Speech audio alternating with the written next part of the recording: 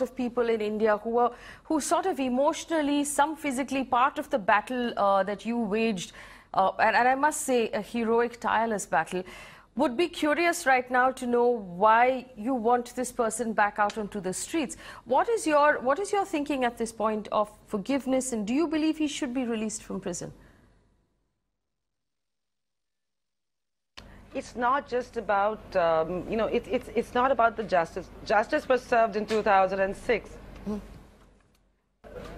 It's about me. I have fought with this situation since '99. And I have done it mostly alone, and it has been an uphill task for me.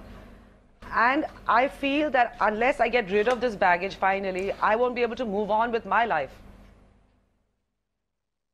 We understand, Sabrina, that he has appealed for parole, and obviously as part of the process, the law and order system gets in touch with the family of the victim, which they have gotten in touch with you right now. Do you have an objection to him being released from jail? I don't have any objection. Okay, and do you believe that, a lot of people are going to wonder about the fact that here's a person who was convicted of murder who might be out on the streets again, and there's been some talk of reform. I want to understand from you, what is your message to those people? Do you believe that reform ought to be taken seriously in the minds of the public? He should be let out again. He should be made part of active society?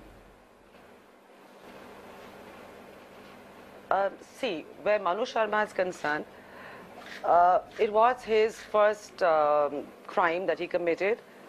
Unfortunately, it destroyed half my family in the process, but we all fought very hard for this. My country really supported me, so did the media, and I don't mean to let anybody down when I say that I don't have a problem with him being released on bail. I just have a problem with me having to deal with the burden and the resentment and the anger for too many years. Well, there's a lot of talk also about the fact that this is a very powerful individual. His family still owns a very large media network. One wonders if it's because of his power that he's being considered for parole, Sabrina? According to what I've heard, is because his behavior or his conduct in prison has been really good, and he's done a lot of good work and helped a lot of people in jail. So I don't know whether it's the power, because a lot of people have power, but it seems to be on his good conduct that he's being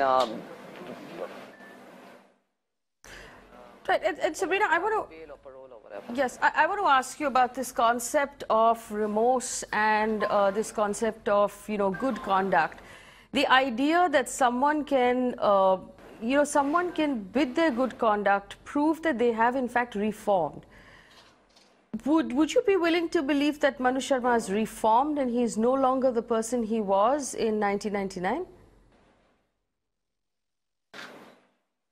I would like to believe that, yes, and from what I've heard, it seems so. Okay, and have you written a recommendation to the jail authorities, Sabrina, from in your letter? What were the contents of your letter, and what is your recommendation on his parole? There was no recommendation. It was a simple one-liner that said that I don't have an issue with him getting bail. That's it. And the fact that I didn't want that victim welfare fund, whatever money that they were offering. So I said that was it. It was a simple one line. It's a simple one line.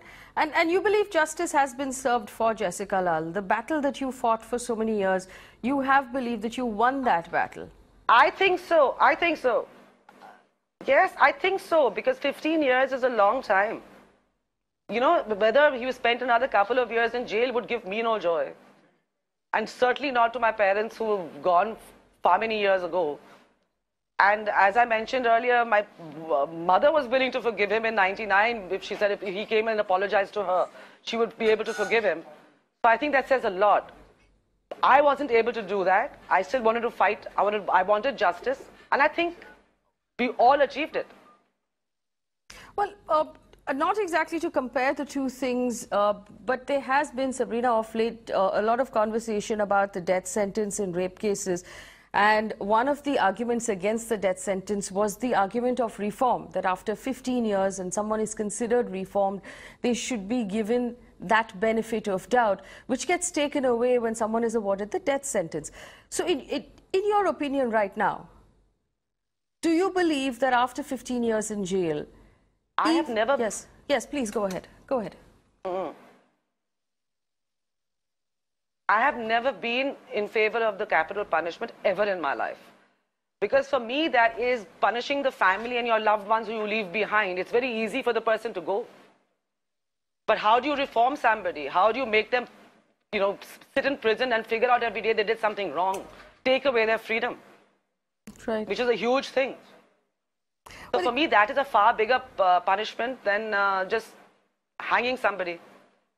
Right. And Sabrina, in September 2009, Manu Sharma had applied for parole from the Delhi government. He was granted about a month's parole and he was seen partying with the exporter Salil Dhingra at F Bar in Hotel Ashoka in New Delhi. And there was a lot of, concern about that.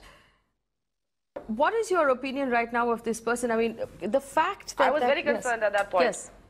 Do you think he's changed then? As I told you, it's not that I have any personal contact with him, but what I hear from some common friends is that he has reformed a lot. He's very remorseful. He is doing a lot of good work in his life. So those things make me feel or make me believe that he is a reformed soul. And once he gets out of there, he's not going to repeat that mistake ever again in his life. All right. Sabrina, again, I'm going to ask you, is there a message you want to give the people of India who stood with the fight at the time, who felt, at least emotionally or physically, that they were with you and your family? If Manu Sharma walks out of jail today or a month from now... I just want... Yes. Yes, please go ahead. I just want everybody to understand where I'm coming from. I appreciate, respect and love the support that I got. I'm thankful for it each day of my life. And I will carry it to my grave. But not to judge me right now about the fact that I'm okay with his release, because I feel certain times in life, forgiveness or release or whatever you call it, is good for your soul. You need to get over it. Because you can't spend your entire life angry and resentful about one person and carry that baggage all your life. Right. And Sabrina, the question that is going to be asked now is whether those people of India who fought alongside with you will feel betrayed. And isn't it possible to forgive someone while they are still in jail? Because they're two different things. One is your personal battle and the baggage you feel you're carrying. So you personally, emotionally forgive that person. But putting the criminal back on the streets, isn't it possible to forgive someone while they remain in jail?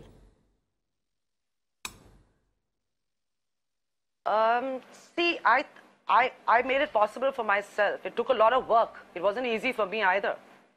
It took a lot of prayers. It took a lot of, internal thinking, processing stuff in my mind. It wasn't easy for me either. But I came to a decision that it's okay. Let him, if he's actually repentant and remorseful and doing some good work, and he can be put back on the streets, it's okay. And do you think that perhaps the people of India might feel betrayed by this decision? I hope not. I certainly hope not.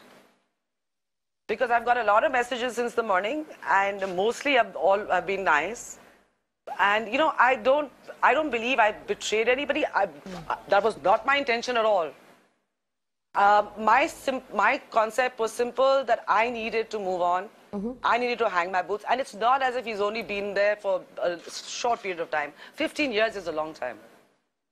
Right. And do you believe, Sabrina, that the Indian law and order system's assessment of remorse and reform is convincing? And you're convinced that any sort of assessment that the jailers have done right now should be good enough for you? I don't know about the rest of the people, but what I'm telling you, I've heard personally about Manu Sharma.